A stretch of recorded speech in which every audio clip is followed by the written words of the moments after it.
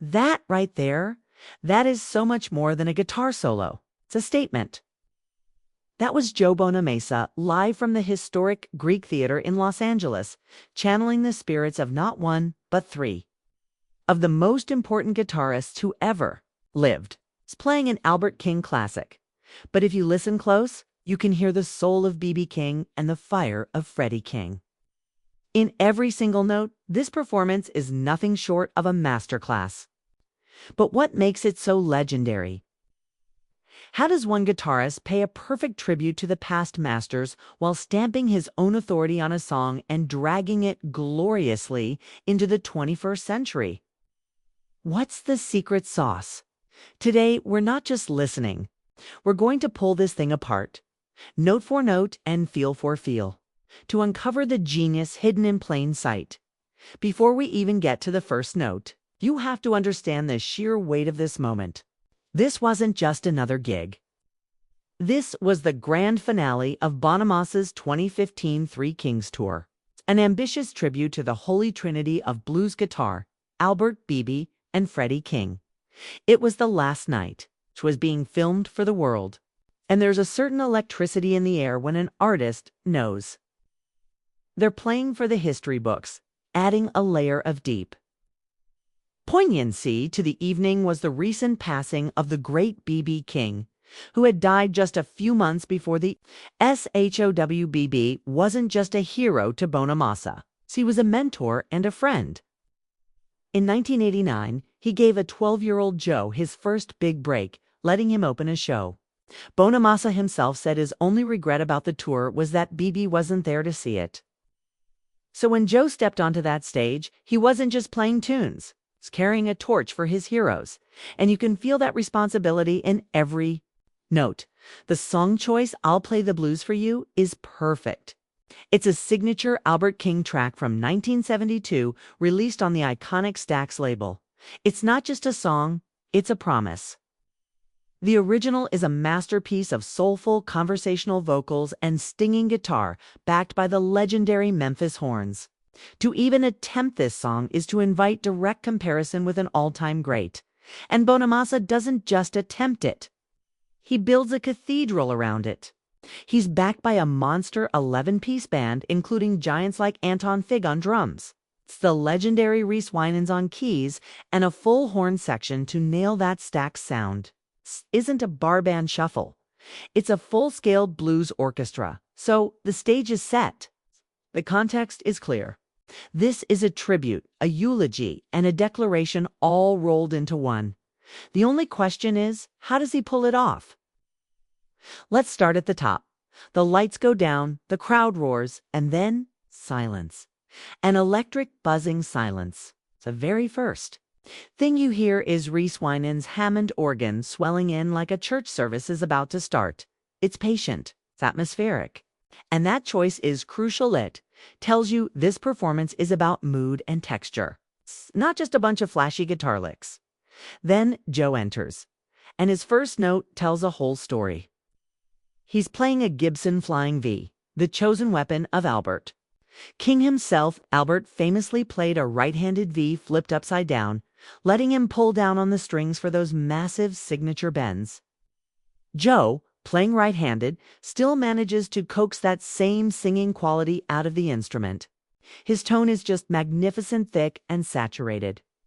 But with a crystal-clear top end, likely coming from his classic Fender twin amps that give him all that headroom.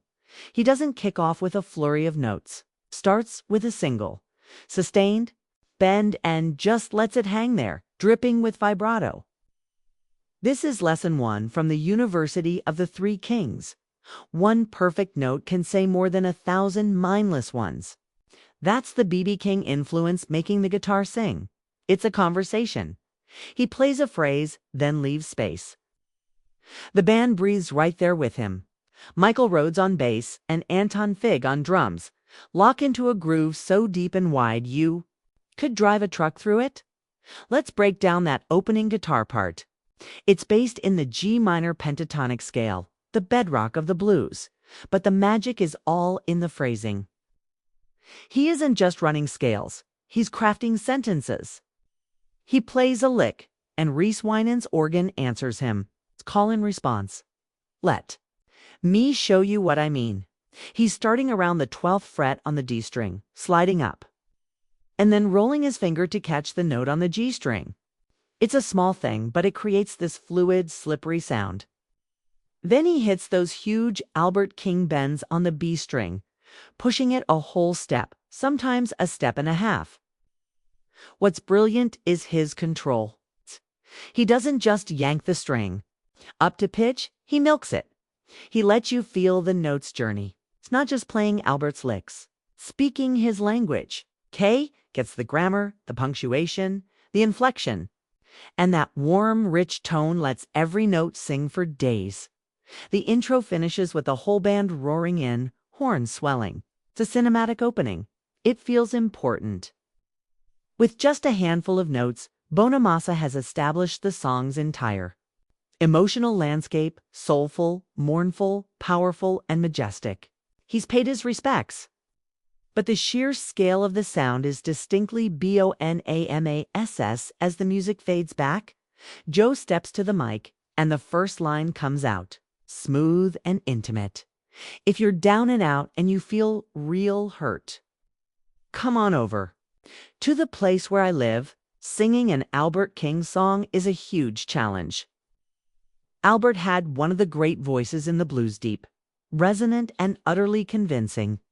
Bonamassa even admitted it, saying of the tour, "Not only am I paying tribute to three of the best guitarists, but arguably the three best singers." He knows he's not Albert King, so he doesn't try to be. And that's where the genius of the performance lies. Instead of trying to copy Albert's gritty power, Joe takes a different path. He's more of a storyteller, a confidant. His vocal is cleaner and smoother, but it's packed with sincerity. He isn't shouting from a mountaintop. He's leaning in and talking right to you, using dynamics beautifully. He'll pull back on a line, almost whispering it. Then add a touch of grit to emphasize a key word. And then there are the backup singers, Mahalia Barnes, Jade McRae, and Juanita Tippins. Their contribution is massive. They add this gorgeous, gospel-infused layer that just elevates everything. When Joe sings and "All Your Loneliness, I'll Try to Soothe," their harmonies wrap around his voice like a warm blanket. They turn a solitary man's promise into a communal offering of comfort. The band's support here is key. They drop to a simmer behind the vocals. Ton Fig is just feathering the hi-hat. Michael Rhodes is laying down deep, foundational root notes. And Reese Winans is adding these beautiful, subtle Hammond swells that fill all the space. It's a masterclass in dynamic control, creating the perfect platform for the story. Between the lines, Joe answers himself with the guitar. He sings a line, then plays a short, vocal-like lick that comments on it. That is pure B.B. King. B.B. was the master of treating his guitar, Lucille, like a second singer. Joe does the same thing. He sings "I'll Play the Blues for You," and the Flying V cries back, "Yes, I will." It's a captivating conversation between man and machine. And now we get to the main event, the first guitar solo. This is where the masterclass really kicks into high gear. This isn't just a bunch of licks. It's a journey through the styles of the Three Kings, structured almost like a three-act play. The solo starts, and it is pure, uncut Albert King. Joe digs in hard with those massive signature string bends. He's playing in the G minor pentatonic box, but he is manhandling the strings. Check this out. He'll grab a note, say the 18th fret on the B string, and bend it up a full step. But he doesn't stop. He holds it, shakes it with a ferocious vibrato, and then pushes it even further. Just a little, for this searing, crying quality. You can see the effort on his face. This isn't effortless. It's effortful in the best way imaginable. He also masterfully uses one of Albert's famous tricks, the double bend, where he bends a note, releases it slightly, and then bends it right back up. It sounds like a human voice breaking with emotion. He's targeting the core notes of the chords as they go by, which is why his solos sound so melodic. even at their most intense. This section is a powerful, direct, and deeply respectful nod to the man who wrote this song. After that first fiery blast, things shift. The phrasing changes. Joe starts leaving more space between the notes. This is where the spirit of B.B. King enters the room. B.B. was the master of less is more. His genius was in his note choice, and that incredible fluttering hummingbird wing vibrato. Joe emulates this perfectly. He'll play a short, sharp phrase and then just stop. He lets the note hang there, creating tension. He isn't afraid of silence. He uses it like another instrument. His vibrato changes to becoming less aggressive and more controlled. Like BB's, it makes the notes just sing. It's a dialogue. This section is all about poise and elegance, the cool-headed counterpoint to the hot-blooded passion of the Albert King phrases. Just as you're settling into that cool B.B. King groove, he pivots again. The intensity builds. The licks get faster, more aggressive with a sharper bite. This feels like a nod to the third king, Freddie King, the Texas Cannonball, known for his high energy, rouged tone. Joe mimics that aggression in his picking hand. He starts weaving in faster runs, cascading pentatonic flurries that tumble over each other. This is also where we see the most of Joe Bonamassa, the modern gunslinger. He blends the classic blues vocabulary with a rock sensibility. The speed and precision are breathtaking, but it never feels pointless. The fast runs are there to build tension, raising the energy of the solo and the whole room. The Los Angeles Times noted he put his own stamp on the classics all night. This first solo is the whole point of the concert in a nutshell. In about 2 minutes, he seamlessly weaves together the DNA of all three kings, the power of Albert, the eloquence of BB, and the fire of Freddie, all while injecting his own modern virtuosity. After the thunderous applause for that solo, the band slides right back into the verse. And how do you bring the energy down from a peak like that without losing the audience? With masterful interplay, the band returns to that deep, simmering groove. But now a new character steps into the spotlight. Reese Winans on the Hammond organ. As Joe sings the next verse, I ain't no big name, and I ain't no big star. I play the blues for you. On my guitar, Reese begins weaving these intricate, beautiful lines around the vocal. This isn't just background music. It's a duet. Winans, who famously played with Stevie Ray Vaughan, is a legend, and he responds to the lyrics with every soulful note. Then Bonamassa does something brilliant. He gives up the spotlight entirely. He turns to his other guitarist, the phenomenal Kirk Fletcher, and gives him a nod. This is pure class. Fletcher, an incredible bluesman himself, takes a solo that is steeped in soul and tradition. It's a different voice, a different feel, but it fits the song perfectly. This generous act speaks volumes. Bonamassa isn't an ego-driven frontman. He's the director of a blues orchestra, and he knows when to let each section shine. Everything in this performance has been building to this moment, the final extended outro solo. This is where the history, the story, and the raw emotion all crash together. If the first solo was a history lesson, this is a raw, impassioned sermon at full volume. It kicks off with the band locking into an insistent, driving rhythm. Joe walks to the front of the stage and just lets loose. All the reverence and tributes now become fuel for a fire that is entirely his own. He starts with a series of soaring, sustained notes, holding them for what feels like an eternity. The notes hang in the air, full of defiance and beauty, like he's reaching for the heavens to communicate directly with the kings he's there to honor. The licks get faster, more furious. He unleashes torrents of notes, cascading runs that seem to defy physics. But even in this storm, the language is still the blues, just spoken in a high-octane Bonamassa dialect. He finds a screaming high bend or a frantic repeating phrase and plays it over and over, each time with more intensity. The band swells behind him, drums crashing, organs screaming, horns punching.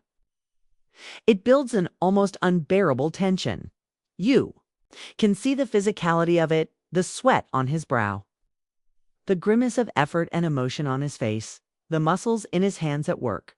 He's wrestling with the guitar, pouring every ounce of himself into it. The climax is a moment of pure, transcendent noise. He hits a note so high and holds it so long it feels like the world stops to listen. It's a primal scream through 6 strings and an amplifier. As the solo finally fades, the band comes down with him, returning to the main theme one last time. It feels different now. It feels earned. The final notes ring out, and for a split second, there's a stunned silence before the Greek theater absolutely erupts. So, what makes this performance of I'll Play the Blues for You a true masterclass? It's not just one thing. It's everything. It's the deep respect for Albert King and the blues tradition. It's the ambition to honor the three kings in a single night. It's the technical brilliance of a guitarist at the absolute peak of his powers. But more than that, it's about storytelling. Bonamassa and his incredible band don't just play the song, they live inside it. They take the audience from the quiet promise of the first verse to the fiery explosion of the final solo. They understand that the blues isn't just a chord progression, it's a feeling, a way of life. In this one performance, Joe Bonamassa proves he's more than just a guitar player. He's a curator, a historian, a showman, and a true torchbearer. He takes the legacy of Albert, BB, and Freddie not as a museum piece under glass, but as a living thing to be celebrated and pushed forward. He reminds us that the blues is still alive and well, and it can still shake a modern, amphitheater to its foundations. If you enjoyed this deep dive into one of modern blues' greatest moments, do me a favor and hit that like button and subscribe for more breakdowns like this one. Now I want to know what you think. What's your favorite moment from this performance? And what legendary concert should I break down next? Let me know in the comments below. Thanks for watching, and keep the blues alive.